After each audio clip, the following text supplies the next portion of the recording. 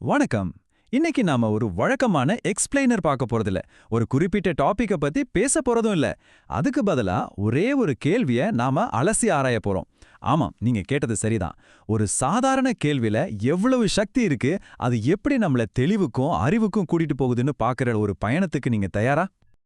இதோ பாருங்க, இதுதான் அந்த வாக்கியம். நம்மளோட இன்னைய முழு பயணத்துக்கும் இதுதான் ஸ்டார்டிங் பாயிண்ட். இது சும்மா ஏதோ தகவல் தேடுற மாதிரி இல்ல. இது ஒரு தெளிவுக்கான தேடல். இதுல இருக்கிற ஒவ்வொரு வார்த்தைக்கும் ஒரு அர்த்தம் இருக்கு. அதைத்தான் நாம ஒன்னொன்னா பார்க்க போறோம். இந்த ஒரு வாக்கியத்தை நாம ஒரு கேள்வியா மட்டும் பார்க்க கூடாது. உண்மையில ஏதாச்சும் ஒரு கஷ்டமான விஷயத்தை புரிஞ்சுக்க முயற்சி பண்ற நம்ம எல்லாருக்குமே இது ஒரு பொதுவான அனுபவம் தான் இல்லையா? அந்த பயணத்தோட முதல் அடிதான் இது. ஆமாங்க, இந்த அறிவு பயணம் எங்கிருந்து தொடங்குதுன்னா, நிதி சம்பந்தமான விஷயங்கள்ல நம்மள ரொம்பவே குழப்புற ஒரு வார்த்தையில இருந்து தான். அதுதான் டேர்ம் இன்சூரன்ஸ். நம்மள பல பேருக்கு இதுதான் முதல் தடையாவே இருக்கு. சரி, வாங்க அந்த முதல் தடையை இப்ப நாம உடைப்போம். முதல்ல டேர்ம் இன்சூரன்ஸ்னா அப்படி என்னன்னு ரொம்ப சிம்பிளா புரிஞ்சுக்க முயற்சி பண்ணலாம். இதுல ஒரு சுவாரஸ்யமான விஷயம் என்ன தெரியுமா? இதோட பேர்லயே இதுக்கான அர்த்தம் ஒளிஞ்சிருக்கு. டேர்ம் அப்படின்னா ஒரு குறிப்பிட்ட காலம், அவ்வளவுதான். ரொம்ப சிம்பிள். இப்போ உங்களுக்கு புரியும்னு நினைக்கிறேன் ஏன் ஒருத்தர் இதுக்குன்னு ஒரு தனிப்பட்ட விளக்கம் கேட்டாங்கன்னு. பாருங்க, டேர்ம் இன்சூரன்ஸ் அப்படிங்கிறது பொதுவான ஆயுள் காப்பீடுங்கிற பெரிய கான்செப்ட்லேருந்து எவ்வளவு வித்தியாசமா இருக்குன்னு இது தெளிவா காட்டுது. ஓகே, டேர்ம் இன்சூரன்ஸ் இவ்ளோ சிம்பிள்னு சொல்றோம். அப்புறம் ஏன் அதை சம்பந்தமா இவ்ளோ கேள்விகள் வருது?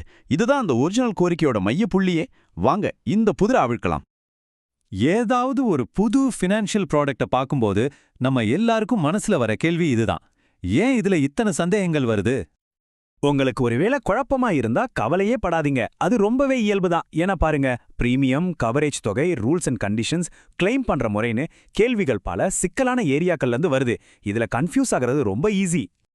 சரி, இப்ப நாம அந்த கோரிக்கையோட ரொம்ப சக்தி வாய்ந்த ஒரு பகுதிக்கு வந்திருக்கோம். அந்த கடைசி வார்த்தைகள். தமிழில் சிறந்த விளக்கம் தருக. இந்த வார்த்தைகளுக்கு ஏன் இவ்ளோ முக்கியத்துவம்? யோசிச்சு பாருங்க.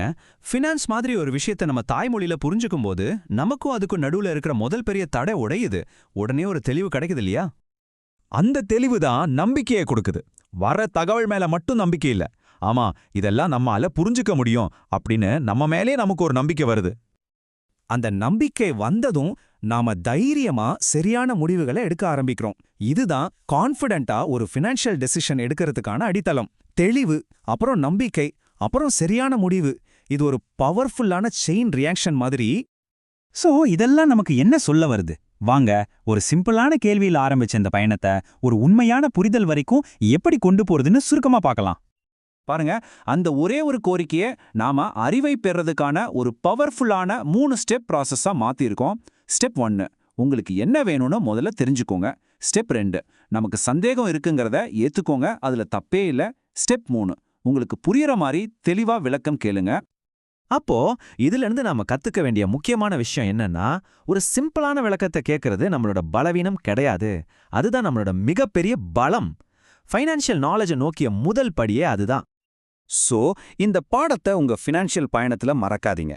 சொல்லுங்க, உங்களோட அடுத்த நிதி சம்பந்தமான கேள்விக்கு ஒரு தெளிவான பதில கேட்க நீங்க தயாரா?